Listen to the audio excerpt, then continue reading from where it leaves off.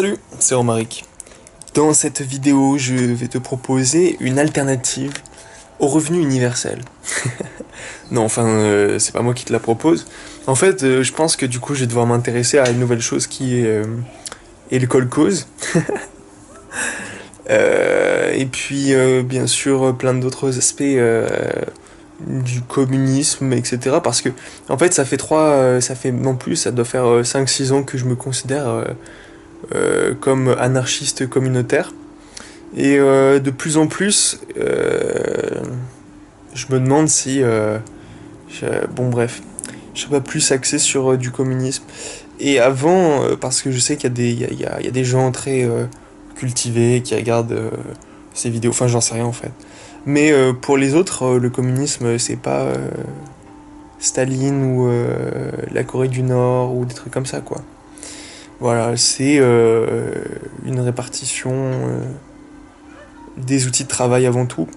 Voilà, donc ma proposition, non, enfin l'idée que j'ai et que je vais essayer de développer un petit peu, ça serait en fait au lieu de mettre en place un revenu universel, qui en fait, enfin comme beaucoup, j'ai un peu peur que ça motive personne. D'un côté, je suis convaincu que à terme les gens vont réussir à faire quelque chose parce qu'ils vont trop se faire chier, mais je pense aussi que peut-être que le monde n'est pas encore prêt, tu vois. Bref, donc l'autre idée qui existait, enfin que j'ai entendu, c'était bah, simplement on pourrait leur donner un toit et de la nourriture, et le reste, tout ce qu'ils veulent, bah, ils travaillent pour l'obtenir. Voilà, bah en fait c'est un peu là-dessus qu'est mon idée. L'idée ça serait d'avoir des grandes fermes collectives, je sais pas si c'est vraiment des kolkhozes, mais des grandes fermes collectives où en fait n'importe où, n'importe quand, n'importe... Pas non, j'abuse, mais en fait l'idée c'est que n'importe qui est un backup et que n'importe qui puisse, en fait, s'il se trouve dans une passe difficile de sa vie, aller dans une ferme et juste gagner sa nourriture et avoir un toit. Éventuellement, depuis là, lancer des nouvelles des activités, apprendre des nouvelles choses pour voilà, passer à un autre truc. Et puis simplement, ça peut être aussi un lieu de vie total, dans le sens où tu peux rester dans une ferme. En fait, vraiment, l'aspect critique, c'est d'avoir la main mise sur toutes les choses que tu consommes parce que vraiment très très vite il commence à se créer des conséquences. Tu vas acheter un truc dans un supermarché ou même dans une supérette, une épicerie, peu importe, avec un emballage plastique, mais juste de réfléchir au trajet qu'a fait les composants du plastique et voilà, bon, alors là, on va me dire zéro waste, ça résout le problème. Mais même, je réfléchis à ces fruits qui viennent de loin, ou tous ces produits transformés, mais tu sais pas où, d'où ils viennent à la base, où est-ce qu'ils ont été transformés. Alors que quand tu produis toi-même ta nourriture et que tu habites dans une maison que tu entretiens ou que tu as même participé à construire, alors tu crées pas des conséquences négatives, t'es au moins neutre. Et alors, je sais pas pour... Enfin, c'est pas pour... Et là, je vais dire mais, et comme tout ce qui vient avant mais, ça ne marche pas, ça n'existe pas. Je vais commencer par mon postulat de base que j'ai oublié. Non, j'ai pas oublié, c'est...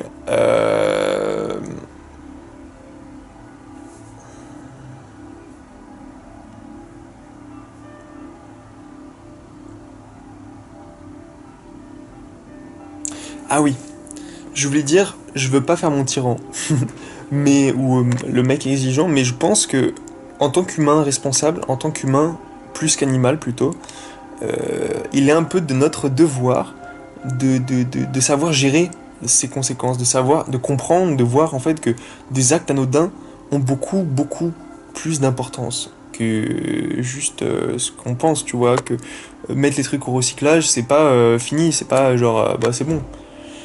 Il y a tout un ensemble de mécanismes derrière très très importants. Et donc, je veux pas faire mon tyran, mais il me semble important que pour un humain digne de ce nom, il faudrait pouvoir assurer au moins sa neutralité. J'aime bien ce concept de au moins neutralité. Sous-entendu, tu crées pas des conséquences négatives et t'es pas obligé de créer des conséquences positives. Mais tu dois juste t'empêcher de créer des conséquences négatives.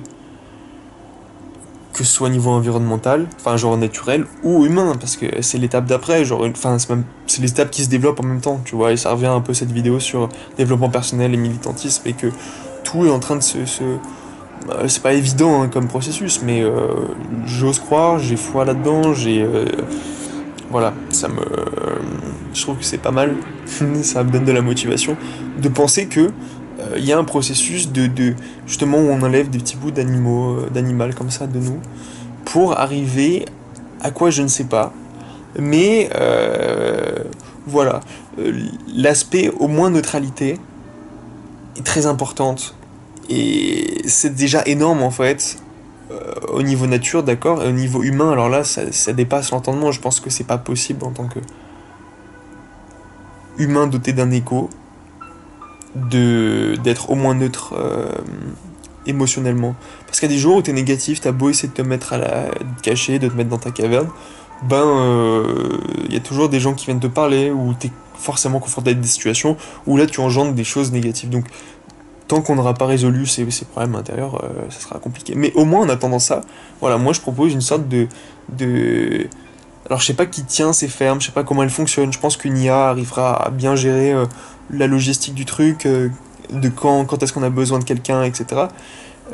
Et quelle place on a dispo, combien de nourriture et combien de personnes on peut accueillir, tu vois. Mais voilà, l'idée c'est que toute la nourriture, de base, toute la nourriture soit produite dans des fermes. Et que quand il y a quelqu'un qui se sent, enfin qui a besoin en fait de prendre l'air, ou qui veut en fait arrêter de dépenser de l'argent, enfin arrêter de travailler, et pour ça arrêter de dépenser de l'argent, le temps de trouver d'autres options pour vivre, et ben il peut faire une sorte de woofing dans voilà, une de ces fermes qui accueille. Alors, il faut pas que ce soit une pression pour les gens qui accueillent, et c'est pour ça qu'il vaudrait mieux que ce soit un gros truc, un gros ensemble, plutôt que un particulier qui va accueillir. Bon, alors, justement, le woofing, apparemment, c'est déjà ça, tu vois, où les gens. Enfin, tu sais pas trop qui tu. Enfin, j'en sais rien, en fait, je sais pas comment ça se passe du point de vue de la personne qui offre le logis, etc., qui offre l'accueil dans la ferme.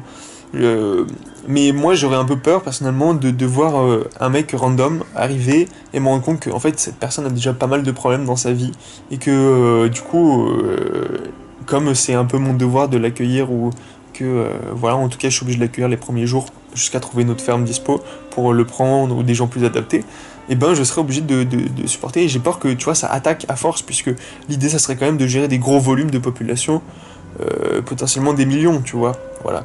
Donc des grands, en fait ça me rappelle ce bouquin là que ma mère m'a passé, j'ai pas encore lu complètement, qui s'appelle Les cités jardins de demain, et juste sur la couverture tu peux voir que là, par exemple, il propose des villes, Garden City, des villes jardins, là par exemple il pose 32 000 habitants, mais qui sont reliés à d'autres modules urbains. Donc il faudrait créer des villes-jardins dans les villes et dans la campagne. En fait, il faudrait créer des grands axes entre les villes avec ces fermes. Et comme ça, dès qu'il y a... En fait, vraiment, ce qui me pose problème actuellement, c'est comment lancer mes projets. Là, je suis en vacances à durée indéterminée depuis avant-hier. Et... Non, depuis... Oui, peu importe. Et je pense du coup vachement à qu'est-ce que je vais faire de ma vie. Parce que j'ai vraiment pas envie de retourner travailler, au moins dans ce domaine du développement web. Enfin, au moins pour quelqu'un. Après, le développement web, je pense qu'une fois que j'aurai enlevé j'en ai trop marre du travail, je m'y remettrai et je saurai en profiter. Mais en attendant, cette source de revenus confortable qui me plaçait au-delà de la survie, j'ai envie d'y mettre un terme. Et on m'a très, très justement dit que peut-être je devrais juste trouver un travail qui me plaît. Donc c'est une piste. Mais pour trouver un travail qui me plaît, il faut que je sache, bon bien sûr je sais ce qui me plaît, mais je sache vraiment quoi, quel travail, quelle profession, à quoi je peux prétendre, tu vois. Et pour ça, il faut que je fasse de la recherche, et une fois que je sais, il faut que j'apprenne toutes les compétences, ou au moins la théorie en amont. Et ça peut prendre des mois, ça peut prendre des années, si c'est des trucs très compliqués qui sont que théoriques. Et donc pendant toute cette période, je me dis, si par exemple, voilà, tu fais une thèse, ça te prend 3 ans. Donc la plupart du temps, les thèses, t'as une petite bourse. Même t'es étudiant. Bon, étudiant, c'est différent. Quoique, non, c'est à peu près pareil. Bref, tous ces gens devraient pouvoir avoir accès très rapidement à de la nourriture pour peu d'efforts. Enfin, je veux dire, tu viens récolter, ou tu viens donner un petit coup de main pour désherber ou semer la première saison, tu vois. Et bref, donc imaginons que tu fasses cette thèse. euh, et là, bon, t'as pas forcément besoin d'être tout le temps en ville. C'est pour ça que je dis l'idéal, ce serait que même les étudiants, même tout le monde puisse aller dans ces fermes pour se nourrir plutôt. De toute façon, tu vas au supermarché, tu passes 45 minutes. Là, tu vas à la ferme, tu passes 1 heure, 2 heures, 3 heures, et par semaine, c'est quand même pas énorme, tu vois, pour récolter, pour aider, pour faire deux, trois trucs. Voilà. Et puis après, tu peux même devenir responsable de l'exploitation. Mais donc, voilà, tu fais ta thèse, ou tu fais n'importe quel travail plutôt théorique, qui a pas besoin d'être physique. Tu vas te mettre dans cette ferme. Tu payes ton loyer, voilà, 2 3 heures par jour. Et en échange, même pas forcément, tu vois, tu peux faire un pic, tu travailles une journée par semaine ou deux. Je suis pas sûr qu'il y ait besoin de beaucoup travailler en fait dans les jardins. Je pense que c'est principalement du de la conception, etc. Mais ça, c'est ma vision, par ma culture. Il faut que je la prouve sur le terrain avant de dire que ça fonctionne comme ça. Mais voilà, en attendant, ma proposition, ça serait de placer dans tous ces déserts de campagne, à intervalles réguliers, de placer des grands corps de ferme ou les réhabiliter, tu vois. Et puis là, faire en place ce système, si t'es au chômage, si t'es au RSA, que t'as pas envie de travailler, ou que t'as pas, enfin je sais pas, que t'as envie de vivre quelque part sans avoir à te préoccuper d'un loyer, ni à la nourriture, etc. Pour disposer d'un maximum de ton temps et surtout d'un cadre de vie agréable, puisque ces fermes, bah, c'est la nature quand même, hein, c'est quand même bien plus ressourçant que la ville. Donc, eh bien voilà, peu importe ton travail, tu pourrais aller dans ces grandes fermes partagées. Donc bien sûr, il y aurait des gens responsables qui vivraient là-bas au moins 1 an, 2 ans, 3 ans, des gens qui auraient la compétence, qui auraient beaucoup réfléchi, qui auraient beaucoup travaillé là-dedans, et qui pourraient accueillir des gens pour très peu de coûts en fait. Voilà. Et ces gens, comment ils seraient rémunérés? Ben, par le travail des gens qui viennent participer, quoi, tu vois, qui viennent s'installer un moment, et voilà. En fait, le problème pour moi, hein, du chômage, du RSA, du revenu universel, c'est que l'argent, c'est très, ça veut rien dire. Enfin, ça m'a fait vraiment un choc de me dire que dans des pays, genre, tu dépenses 4 5 fois moins pour les mêmes choses, quasiment les mêmes choses, pour les mêmes services. Voilà. Et donc l'argent, vraiment, il a un sens impalpable. Il faudrait que je fasse des études d'économie et que je lise plein de théories là-dessus et que j'aurai toujours que des théories parce que y a rien de prouvé là-dedans. Mais il faudrait que je lise des trucs de sciences économiques pour comprendre la valeur de l'argent, comprendre pourquoi il y a de l'inflation, pourquoi il y a des pays où ça coûte cher de vivre, etc. Bref, l'argent, ça me semble tellement variable, tellement ça te met dans une dépendance au travail aussi. Le travail, ça te prend, quand tu es quelqu'un de bien éduqué, enfin de responsable, ça te prend au moins 35 heures par semaine, ce qui est énorme. Donc déjà de pouvoir enlever cette dépendance au travail, qui vient par la résolution des dépendances en aval, de ce qui te fait dépenser. Euh, Bon, ça me semble important de la résoudre, cette dépendance, je sais plus ce que je disais, mais ça devrait être une grosse priorité. Voilà, quand tu veux te sortir du travail, moi je me rends compte que ma plus grosse dépense, c'est la nourriture, parce que j'aime bien manger. J'aime manger bien plutôt. Même si je mange moins, je continue à acheter des produits de qualité, tu vois. Des produits, là t'achètes un fromage produit localement, ça coûte 2 euros. T'achètes des fruits, ça coûte 5 6 euros le kilo, tu vois, c'est énorme. D'où l'intérêt aussi de vite avoir mes propres fruitiers, mes propres légumes. Parce que justement, ma source de dépense principale, c'est la nourriture, plus les charges de là où j'habite. Donc si je me passe de ça, enfin je veux dire, dans l'idéal, parce que là on m'a mis face au fait que oui, j'ai un appartement que je paye pas, mais alors qu'il y a des gens qui sont obligés de penser à où est-ce qu'ils vont dormir, etc. tout le temps. Donc bon, c'est vrai que en tant que libéré temporaire de la survie, je dois réfléchir à ça pour être au moins neutre et pas faire que de la consommation de temps, de gens, etc. Mais voilà, si tout le monde avait au moins un backup, si tout le monde savait qu'il n'était pas en permanence en survie, qu'il y avait toujours un endroit prêt à l'accueillir quand il en aura besoin, je pense que ça soulagerait tout le monde et que ben naturellement ça améliorerait le monde.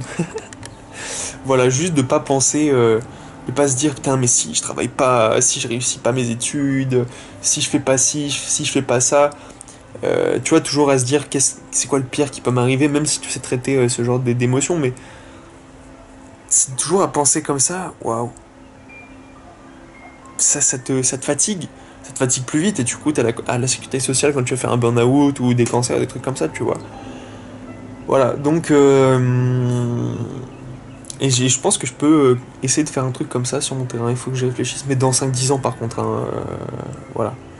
Bref, donc des call causes. Et si t'as des ressources voilà, sur le communisme ou l'anarchisme communautaire ou ces trucs plus récents peut-être, ça m'intéresse. Et bon, je connais Loïc Chéniaud, donc c'est pas la peine de filer sa chaîne. Voilà. Enfin, tu peux si tu connais une vidéo qui est particulièrement adaptée. Mais c'est un peu le seul exemple Bah non, bien sûr, il y a des vieux, mais je me souviens plus leur nom, qui parlent de communisme, trucs comme ça. Mais bon, bref. Si t'as des ressources, ben, je t'invite à les partager, et, ça m'intéresse. Voilà, donc bonne libération et bonne journée. Salut.